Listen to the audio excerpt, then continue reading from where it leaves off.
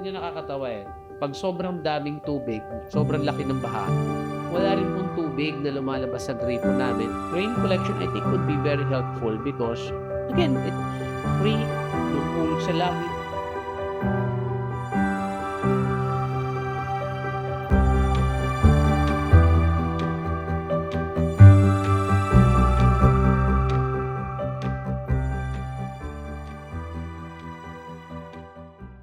Rainwater collection, I think, has its pros dahil I do have plants as well, so I get to water my plants for free. Hindi ako gumagamit ng tubig na galing from a concessionaire. So nakakatipid ako ng konti. But again, it's more of emergency use talaga para sa Yung benefits po niya napakalaki po kasi napakalaking tulong sa aming MRF. Isa siya sa nakatulong sa pandilig sa aming mga namin. Meron dyan sa likod namin ng bakuran, may isang balde dyan. Tsaka merong isa naman dyan na isang balde rin na inaanuhan ng ulan talaga. Ako nga pala si Judita Arneo Ruedas. Ako po si Elminda Barbie. ako si Clemil de la Cruz. Ginagamit ko yung tinatawag nating rain harvesting. Ladies Brigade ng ating Paramipotre. Monitoring din po sa anong lugar. I myself have been collecting water for the past 10 years. May negosyo rin naman po kasi kami. So, but hindi siya ginagamit for primary use. It's for emergency use ang rainwater collection namin. And we don't use it for drinking purposes. Cleaning, for flushing, yun po talaga ang purpose. Plus, may mga tenants po kasi kami sa apartment. So, if an emergency comes, the rainwater collected is being used for flushing. And it's also an emergency reservoir kung sakali magkakasunog. May madaling makukuha ng tubig para maapula yung sunog. Yes po, nagamit po namin yun nung pag-init. So, tapos ginagawa pa po yung aming nawasan dito kasi wala pa po dating line ng tubig dito. So, nag-uulan po. Nagamit po namin yan kasi po nasasala po ng bubong namin yung tubig. So, puno po. Siya po namin pinandilig dito sa aming MRF. Ang ginagamit namin dito is yung malaking drum talaga na iniipon namin. Yun yung ginagamit. Tsaka sinasahod namin doon sa may mga alulod. Kung makikita nyo, dalawa yung ano namin dito. Malaki yung nakakatipid mismo sa bill ng tubig namin. Ito siya. Ayan o. Mabilis kasi mapuno. Tapos ito naman, dalawa kasi siya. May ginagawa ko yung panlinis dito sa ano. Yan. Nilagyan ko ng sabon, tapos nalagyan ito. Ito may extra po dito. Pag napuno yan, ito nilagyan ko rito. Yung ginagamit ko sa halaman. Ito yung sinasabi ko sa inyo na drum namin.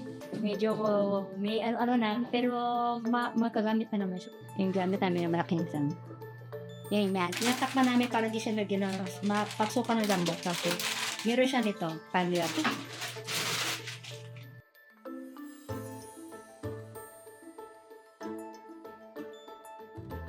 Ayan po ay binigay sa amin dati na wala pong laman. So, nung mga nakaraang buwan po, di ba nagbabagyo po? So, yun po ay sinasala mula po sa bubong. Yun po, at may filter din po siya para po yung dumi. So, napupuno po siya. Yun po yung ginagamit. Nagagamit po namin siya. Pero hindi po siya nilipo na madali pong kuhanin yung tubig. Challenges po namin, nasira lang po yung filter ng ulay.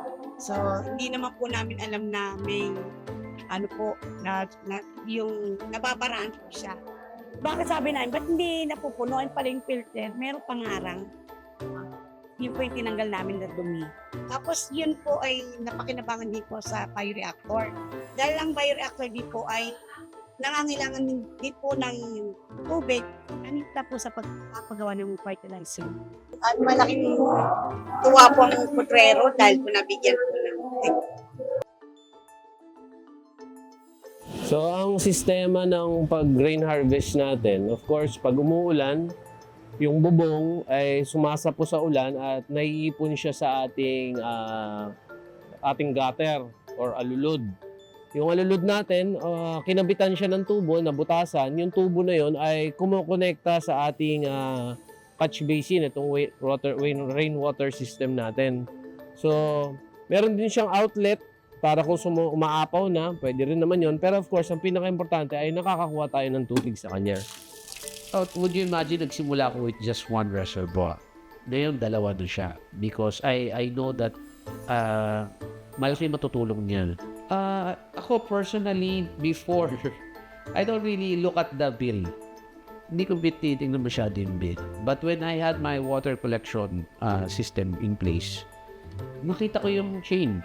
Matigas lang ang ulo natin. Change can be difficult kasi. And it is may cost.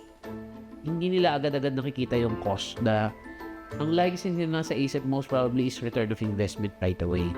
The return of investment is not right away. But if there is a situation that you need water, there is water available. I do hope every household has what? Events like yung paglaki ng tubig, pagbabaha, does happen sa area namin. And when it does happen, ang akin, there is nothing wrong to be prepared. Malaking tulong nyo, not just on the cleaning part, but also sa sunog. Malaking may tutulong ng isang tangke na ready at all times.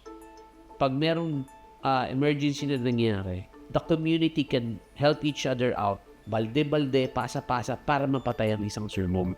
At least it helps. Sabi ko nga if one house can do it, maybe another house can do it.